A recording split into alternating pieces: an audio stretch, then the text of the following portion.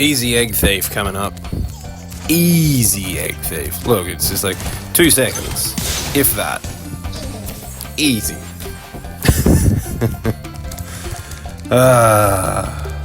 God, this game is beautifully predictable.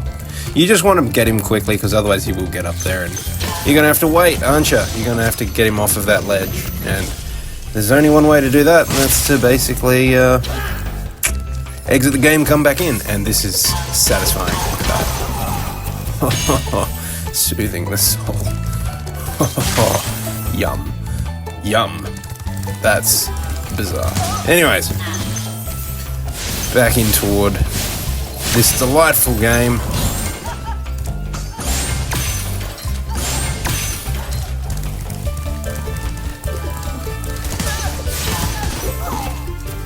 I think that the remastered sounds for each of those 2 respective enemies, the wizard kind of guy,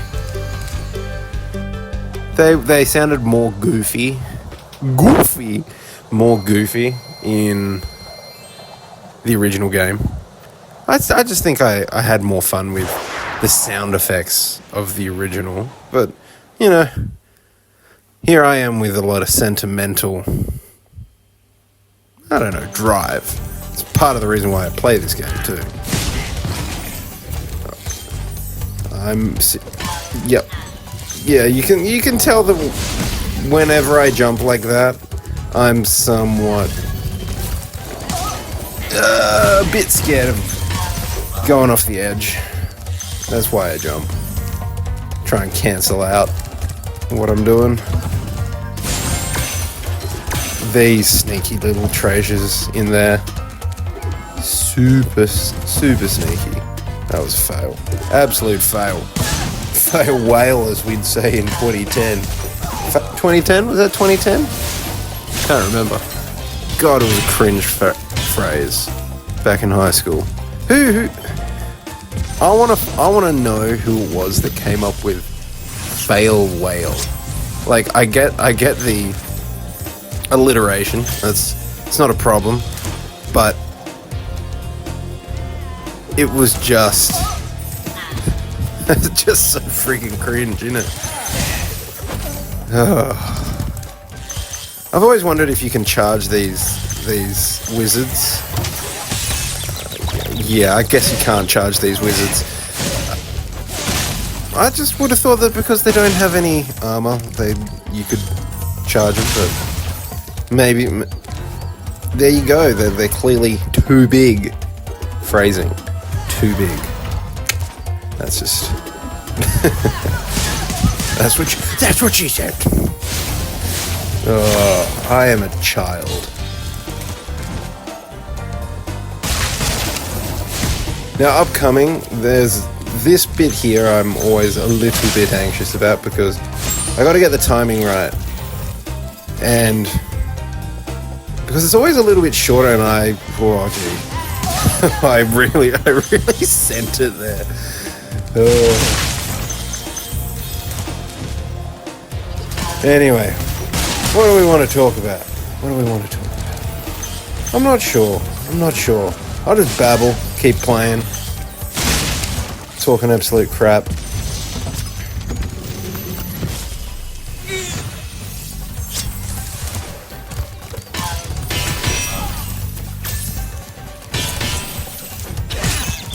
Oop, that was shocking. But I suppose, like,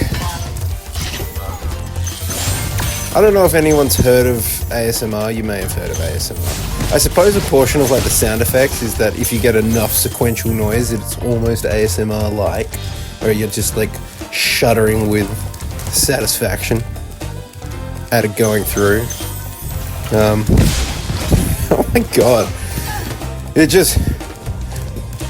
Taking note of how I speak and the things I talk about, it's just like, god damn, I am... You know how it's just like sometimes you're like, oh, do I have ADHD? I know I don't have ADHD, I'm just purely a cat. Just where my brain just goes off tangentially. That was one of the big things that used to be spoken about a lot, particularly as I was a kid, was whenever there'd be like a question at school, or, you know, I was asked to explain something, I'd then get sidetracked and just talk about something else. And it's just like, and I'd go into insane detail, crazy detail. It's not like I was stupid or anything, but it was just kind of like, I think it was just like the subject matter wasn't interesting enough. So I'd just be like, you know what was interesting? This obscure piece of information over in the background, which could have been a little bit more interesting for me. Maybe not the case is like objectively interesting. This always gives me anxiety going back and forth here. Don't know why I didn't. Yeah. Anyways, where it's just you just talk. You just find anything else more interesting than the subject matter that you're doing, and maybe that was a unique thing for me. I don't think it was. I don't think I'm that much more different than anybody else, really. But I remember just being like, I'd be asked a question, I'd give a lot of information, and then like, oh, nice detail, Michael, but didn't really ask the question.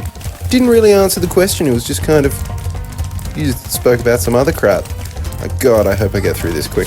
This fuck, I swear to God, this fucking Nana is just drives me fucking crazy, because I can never quite get close enough, and I just feel like I'm just gonna do laps. I shouldn't have flown. That was dumb. But yeah, I just find anything else more interesting than the thing that they were teaching, and so I'd get like exams and stuff. Finally, I'd get exams, and you know, I'd go into crazy detail, and you know, I'd write 8-9 pages in an English exam or whatever it was, and maybe even 10-12 pages over a 3-hour period. It was crazy levels of information. But then would come the mark, and they're like, 52%. And it was because and all the feedback was the same. It was just, hey, you're nice information, except you know that we were asking you about, you know, typical English questions. You know, the theme of darkness and its influence into the mood of something. And then, you know, I'd start by talking about the influence of lighting and darkness and its influence into mood. And, you know, then I'd get sidetracked and talk about, I don't know, something completely obscure. It's like completely beside the point. Imagine if we were like drawing a circle round and round and round and round, and then I just went off in a random direction. That was me. It was just, and so I was just like, I wonder why he's doing poorly in English. It's just like, no, it's just, I got bored of the question, didn't I? Or I got caught up in the moment of the details, which is a persistent theme. Funny shit. Really funny shit.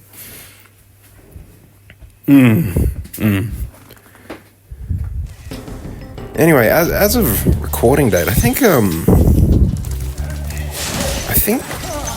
the latest COD's come out. I think the latest COD's come out. Now I'm still on the fence as to whether I'll buy it or not buy it. I may play it. I may even post it. But at this point, I'm just debating whether I do and don't want to play it. Especially as I've got other mates who are less inclined, we'll say. We want to play other games like Among Us and Fall Guys, and those silly casual games.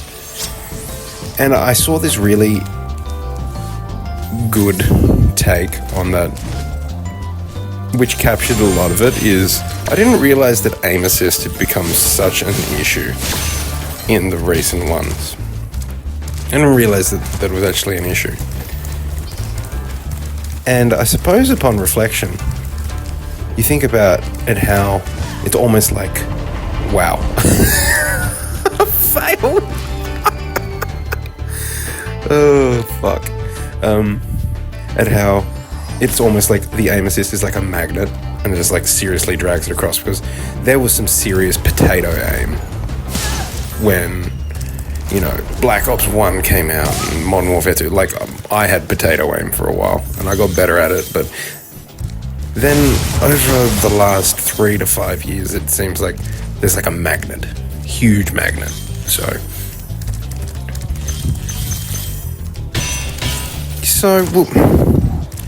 I'm really on the fence as to whether I'll get it or not, whether I'll play it. At this point, I suspect not. But I have like effectively bought COD most years, not every year, but I just find it a bit sad that like a game that I thought had a lot of fun, I had a lot of fun with. And I can play like for a second I wasn't sure what I was aiming at there to run across. But a game that I had so much fun just became terrible in many respects, like whether it was aim assist, skill-based matchmaking, microtransactions. I just feel a bit dirty on them about that respect. It's a bit shit of them, very shit of them. And also just, you know, it just became a bit cumbersome to play. Like, but I can go back and play Black Ops 1. Well, I can't because I don't have my original Xbox console from back in the day, but I'm just not as taken by it because I could play those originals and I would have fun, like even today. And I think it was because it was simple. There wasn't too many moving parts, because obviously the more moving parts you add to something, the more variables there are to manage, the more inconsistencies you find. That was slick. That was a slick capture. Funny thing about this level, look at me get true to my tangential nature, where I just completely get sidetracked. In the original game, it was difficult to do, but you could do it, was that if you went down the supercharge and then you sprinted down into where the fairies would catch you, if you did it fast enough and there was a certain angle you had to get, like you had to accelerate faster than the fairies could get to you. So you had to find that optimum fall zone so that then it would confirm death for Spyro. You could actually die. And I only managed to do it like 2 or 3 times. I'd try so much. I'd try so many times, but they'd always get you. And in this game, I don't think that can happen. I have tried. I've given it a pretty red hot crack, but I just don't think you can. But anyway, keeping true to my very goldfish brain, let's go try and kill these spidery crab guys. Come on, try and look at it. Oh shit. Alright, well I guess we're not charging through them, because these creepy looking guys, are they crabs? Spiders? They're spiders. Look, there's cobwebs. Come on, pay attention. In the original game, they did not look like spiders. They looked like pincered. They looked like they just had like, oh, what was it? They were like, not spiders, but they were kind of like, oh, what's the, like, almost like a beetle type sort of construction.